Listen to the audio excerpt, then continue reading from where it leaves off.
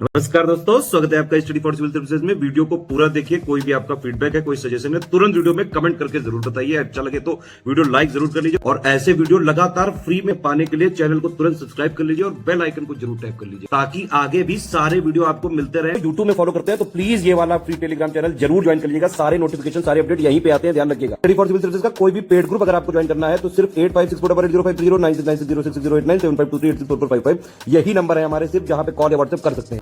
Instagram पे हमारा page जरूर फॉलो कर लीजिएगा, study4civil.services है। ट्विटर पे हमको जरूर फॉलो कर लीजिएगा, @study4civils है। सारे क्वेश्चन अटेम्प्ट करिए और स्कोर अपना तुरंत कमेंट करके बताइए। नमस्कार दोस्तों, आप सभी का स्वागत है स्टडी फॉर एग्जाम में। दोस्तों, यह यूपी पीसीएस प्रीलिम्स के लिए सामान्य अध्ययन सीरीज का तीसरा वीडियो है। वीडियो शुरू करने से पहले आपको बताना चाहता हूँ, हमारे कई पेड ग्रुप चलते हैं। अगर आप इन पेड ग्रुप को लेना चाहते हैं तो दिए गए नंबर पर कॉल कर जानकारी प्राप्त कर सकते हैं। तो दोस्तों, देखते हैं आज का पहला प्रश्न लोग। यहाँ पे आपको बताना है कौन सा जोड़ा सही सुमेलित है। Chandrayaan 1 2008, Chandrayaan 2 2019, Mars orbiter mission 2015 और एस्ट्रोसैट 2013। इसके लिए 4 ऑप्शन दिया गया है, आप लोग ऑप्शन पढ़ लीजिए। चंद्रयान 1 को वर्ष 2008 में प्रक्षेपित किया गया था सतीश धवन अंतरिक्ष केंद्र श्रीहरिकोटा से, और एग्जैक्ट जो डेट थी वो 22 अक्टूबर 2008 को प्रक्षेपित किया गया था। और उस टाइम जो है इसरो के जो चेयरमैन थे वह जी माधवन नायर उस टाइम इसरो के चेयरमैन थे। और चंद्रयान 2 को 2019 में प्रक्षेपित किया गया था और इसकी जो एग्जैक्ट डेट है वो 22 जुलाई 2019 को सतीश धवन अंतरिक्ष केंद्र श्रीहरिकोटा से इसे प्रक्षेपित किया गया था। और जैसा कि आप लोग जानते हैं, यह 2.1 किलोमीटर पूर्वी जो इसका संपर्क है वो टूट जाता है। और मार्स ऑर्बिटर मिशन जो है इसे वर्ष 2013 में प्रक्षेपित किया गया था 5 नवंबर वर्ष 2013 को, और इसे PSLV C-25 से प्रक्षेपित किया गया था। और एस्ट्रोसैट को वर्ष 2015 में प्रक्षेपित किया गया था। तो इससे जो है पहला दूसरा सही है और तीसरा चौथा जो है वह सही सुमेलित नहीं है। तो इससे जो पहला ऑप्शन है वह सही है। मार्स ऑर्बिटर मिशन को वर्ष 2013 में प्रक्षेपित किया गया था और एस्ट्रोसैट को वर्ष 2015 में प्रक्षेपित किया गया था। आते हैं अगला प्रश्न लोग। The servant of India society की स्थापना कब और किसके द्वारा की गई थी। यहाँ पे ऑप्शन, आप लोग ऑप्शन पढ़ लीजिए। The servant of India society जो स्थापना है वर्ष 2005 में स्थापित की गई थी इसे, और इसे गोपाल कृष्ण गोखले ने की थी पुणे में गोपाल कृष्ण गोखले ने 1905 में the servant of India society की स्थापना की थी। और गोपाल कृष्ण गोखले को महात्मा गांधी अपना राजनीतिक गुरु भी मानते थे। और इन्होंने 1905 के इंडियन नेशनल कांग्रेस के अधिवेशन की अध्यक्षता भी की थी। इसको भी आप लोग नोट कर लीजिएगा। इसका पहला ऑप्शन है वह सही है। आते हैं अगला प्रश्न लोग। किस अनुच्छेद के अंतर्गत राष्ट्रीय महत्व के स्मारकों, स्थानों और वस्तुओं के संरक्षण का प्रावधान दिया गया है। आर्टिकल 47, आर्टिकल 49, आर्टिकल 48 या आर्टिकल 50। तो इसका जो सही आंसर है वह ऑप्शन बी, आर्टिकल 49 के अंतर्गत राष्ट्रीय महत्व के स्मारकों, स्थानों और वस्तुओं के संरक्षण का प्रावधान दिया गया है। इसका जो ऑप्शन बी है वह सही है। आते हैं अगला प्रश्न लोग। गढ़मुक्तेश्वर मेला उत्तर प्रदेश के किस जिले में आयोजित किया जाता है। बलरामपुर, हापुड़, बलिया या बदायूं। तो इसका जो सही आंसर है वह ऑप्शन बी, गढ़मुक्तेश्वर मेला यह हापुड़ जिले में आयोजित किया जाता है। इसका जो ऑप्शन बी है वह सही है। आते हैं अगला प्रश्न। रेणुका आर्द्रभूमि और नल सरोवर आर्द्रभूमि किन राज्यों में स्थित है जिन्हें रामसर समझौते में शामिल किया गया है। पंजाब और उड़ीसा, राजस्थान और आंध्र प्रदेश, हिमाचल प्रदेश और गुजरात, सिक्किम और केरल। रेणुका आर्द्रभूमि क्षेत्र यह हिमाचल प्रदेश में स्थित है। नल सरोवर आर्द्रभूमि क्षेत्र यह आपके गुजरात में स्थित है। वर्तमान में भारत में कुल 49 रामसर साइट है, जिनमें सबसे अधिक रामसर साइट यूपी में है। यूपी में कुल 10 रामसर साइट है।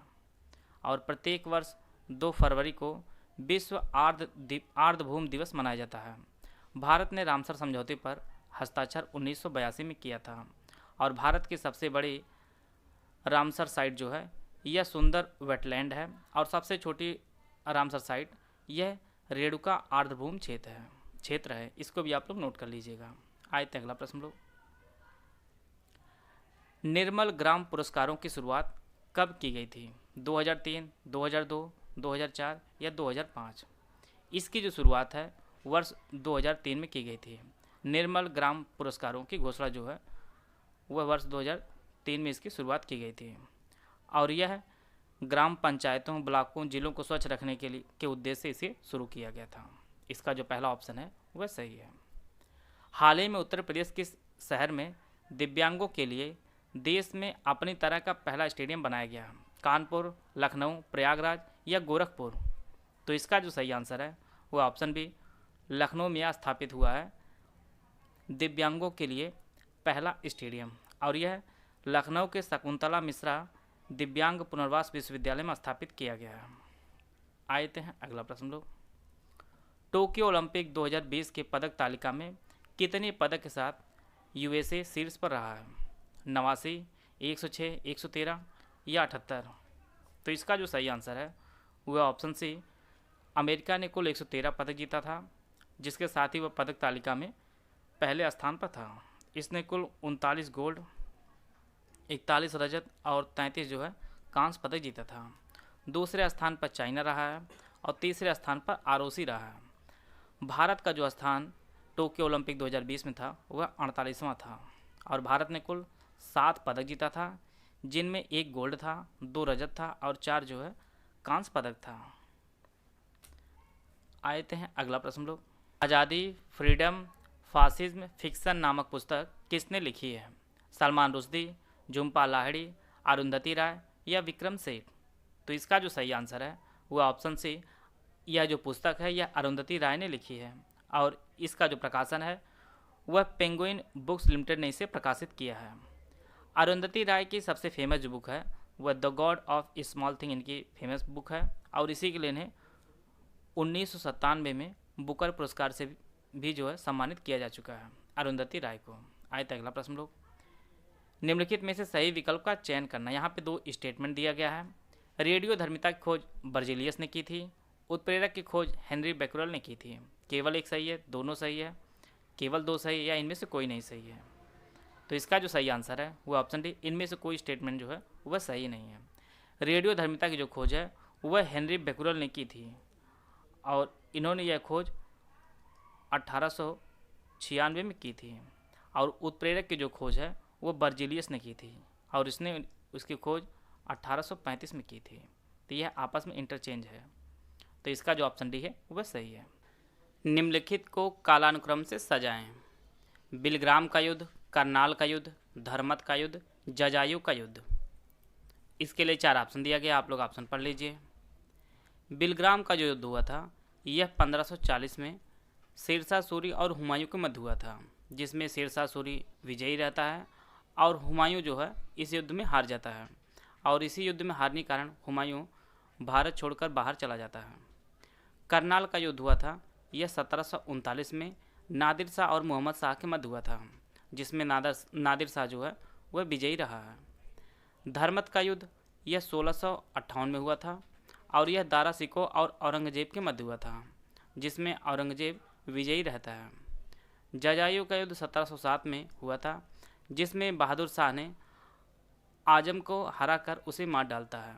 तो इस प्रकार जो है सबसे पहले बिलग्राम का युद्ध आएगा, दूसरे स्थान पर धर्मत का युद्ध, तीसरे स्थान पर जजायु का और अंतिम स्थान पर करनाल का युद्ध आएगा। तो इससे जो ऑप्शन सी है वह सही है। आते हैं अगला प्रश्न लोग, आकाश एनजी किस प्रकार की मिसाइल है? तो इसका जो सही आंसर है वह ऑप्शन ए, सतह से हवा में मार करने वाली मिसाइल है आकाश एनजी और इसकी जो रेंज है वह 30 किलोमीटर इसकी रेंज है और इसे डीआरडीओ ने विकसित किया है। इसका जो पहला ऑप्शन है वह सही है। निम्नलिखित में से कौन सही ढंग से मेल नहीं खाता है वो आपको बताना है। भारतीय नाट्य अकादमी लखनऊ, भातखांडे संगीत संस्थान लखनऊ, जनजाति एवं लोक कला संस्कृत संस्थान लखनऊ, वीर बहादुर सिंह नक्षत्रशाला लखनऊ। तो इसका जो सही आंसर है वह ऑप्शन डी, इसका सही आंसर है वीर बहादुर सिंह नक्षत्रशाला जो है यह लखनऊ में स्थित ना होकर यह गोरखपुर में स्थित है और इसका जो लोकार्पण है यह वर्ष 2006 में इसका लोकार्पण हुआ था। भारतेंदु नाट्य अकादमी की जो स्थापना हुई है वह 1975 में हुई है। भातखांडे संगीत संस्थान की जो स्थापना है वह वर्ष 1926 में हुई है। जनजाति एवं लोक कला संस्कृत संस्थान की जो स्थापना हुई है यह 1996 में इसकी स्थापना हुई है। आप लोग इसके स्थापना वर्ष को भी नोट करते चलिएगा, क्योंकि कभी कभी प्रश्न जो है यह काल क्रमानुसार भी व्यवस्थित करने को दे सकता है। आए थे अगला प्रश्न लोग, निम्नलिखित कथनों पर विचार करें। बौद्ध धर्म मूलतः अनिश्वरवादी है। दूसरा स्टेटमेंट है बौद्ध धर्म पुनर्जन्म विश्वास नहीं करता है। इसमें आपको बताना है कौन सा स्टेटमेंट सही है। केवल से एक सही है, केवल दो सही है, दोनों सही है, या इनमें से कोई नहीं सही है। तो इसका जो सही आंसर है वह ऑप्शन ए, इसका जो पहला स्टेटमेंट है वह सही है कि बौद्ध धर्म मूलतः अनिश्वरवादी है। इसमें गौतम बुद्ध ने ईश्वर के स्थान पर मानव प्रतिष्ठा को अधिक बल दिया था। दूसरा स्टेटमेंट इसलिए गलत है क्योंकि बौद्ध धर्म जो है वह पुनर्जन्म में विश्वास करता है। तो इसका जो पहला ऑप्शन है वह सही है। महादई जल विवाद न्यायाधिकरण में निम्नलिखित में से कौन सा राज्य शामिल है? गोवा, कर्नाटक, महाराष्ट्र, आंध्र प्रदेश। इसके लिए ऑप्शन है, आप लोग ऑप्शन पढ़ लीजिए। इसका जो सही आंसर है वह ऑप्शन डी, महादई जल विवाद न्यायाधिकरण में गोवा, कर्नाटक और महाराष्ट्र शामिल है। और इसके लिए महादई जल विवाद न्यायाधिकरण की जो स्थापना हुई थी वह वर्ष 2010 में इसकी स्थापना हुई थी। और महादई नदी का जो दूसरा नाम है वह मांडोवी नदी है और इसका जो उद्गम है वह कर्नाटक में होता है और यह अरब सागर में जाकर गिरती है। आते हैं अगला प्रश्न लोग, यहाँ पे आपको मिलान करना है। ईईजी, ईओजी, ईसीजी और बीएमडी, मस्तिष्क, आँख, हृदय और अस्थि दिया गया है। इसके लिए 4 ऑप्शन दिया गया, आप लोग ऑप्शन पढ़ लीजिए। ईईजी जो जांच होती है वह मस्तिष्क की होती है और इसका जो फुल फॉर्म होता है वह इलेक्ट्रोइंसेफेलोग्राम होता है। दूसरा ईओजी, यह आँख की जांच होती है और इसका जो फुल फॉर्म होता है वह इलेक्ट्रोओकुलोग्राम होता है। और तीसरा जो ईसीजी है वह इलेक्ट्रोकार्डियोग्राम इसका फुल फॉर्म होता है और यह हृदय की जांच के लिए किया जाता है। बीएमडी का जो फुल फॉर्म होता है वह बोन मिनरल डेंसिटी इसका फुल फॉर्म होता है और यह अस्थि की जांच की जाती है इससे। तो इस प्रकार जो है इसका पहला ऑप्शन है वह सही है। आते हैं अगला प्रश्न लोग, भारत का पहला श्रम आंदोलन संग्रहालय किस राज्य में शुरू होने जा रहा है? गुजरात, बिहार, पश्चिम बंगाल या केरल? तो इसका जो सही आंसर है वह ऑप्शन डी, केरल। भारत का पहला श्रम आंदोलन संग्रहालय जो है यह केरल में बन रहा है और इसका जो कुल लागत आएगी वह 9.9 करोड़ रुपये इसकी लागत आएगी और यह विश्व श्रम आंदोलन को दर्शाएगा। आते हैं अगला प्रश्न लोग, निम्नलिखित संगठनों को उनके संबंधित संस्थापकों से मिलान करें।